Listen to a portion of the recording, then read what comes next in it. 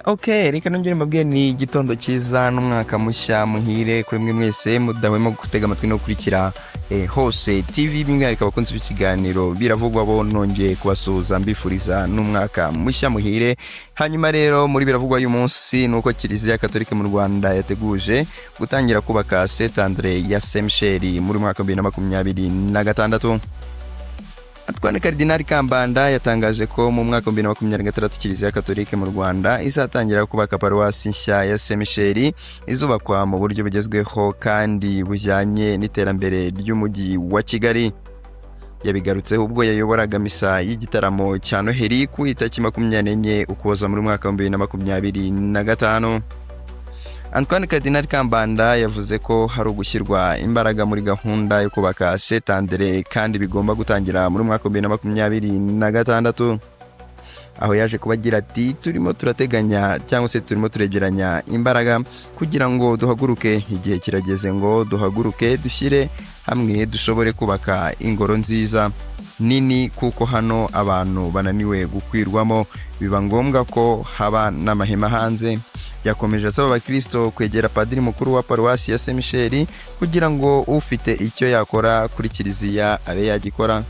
Ati ndabararikira noneho uyu mwaka ni uguhaguruka kugira ngo dutangire kubaka Saint Andre yacu mu kibanza nyakubahwa perezida yaduhaye, kugira ngo twubake Kiliziya tubasha gukwirwamo twese, twizihize Noheli turi hamwe.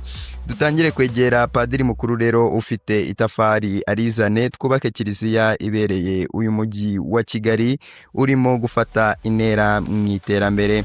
Ubwo Antoine Kardinali Kambanda yabazwaga ku bijyanye n'itariki nyirizina imirimo izatangiraho ndetse n'ingengo y'imari ishobora kugenda kuri iyi nyubako iteganyijwe gukoreshwa n'ubundi n'ibindi, yirinze kugira icyo abisubizaho, avuga ko bikiri kwirwaho.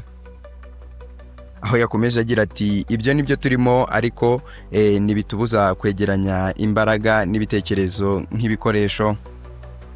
Igishushanyo mbonera cya Saint Andre ya Saint Michel cyerekana ko izaba ijyanye n'igihe, izubakwa ahahoze gereza ya Nyarugenge yamenyekanye ku izina rya 1930 mu mwaka wa 2009, ubwo Musenyeri Antoine Kardinali Kambanda yimikwaga mu birori byabereye muri Stade Amahoro i Remera.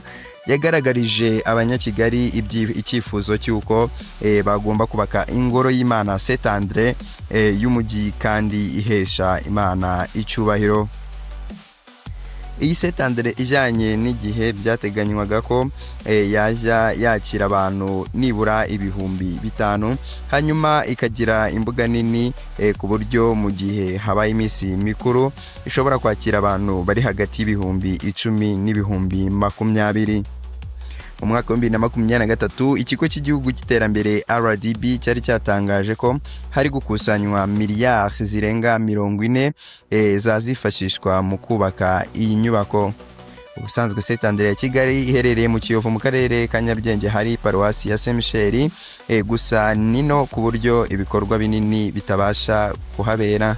Paruwasi ya Saint Michel yashinzwe mu mwaka wa 1963 ari paruwasi ya diocese ya Kabgayi, iza kugirwa paruwasi ya Saint Andre ku tariki 3 Gicurasi muri mwaka wa 1976, ubwo hashingwaga arkidiocese ya Kigali.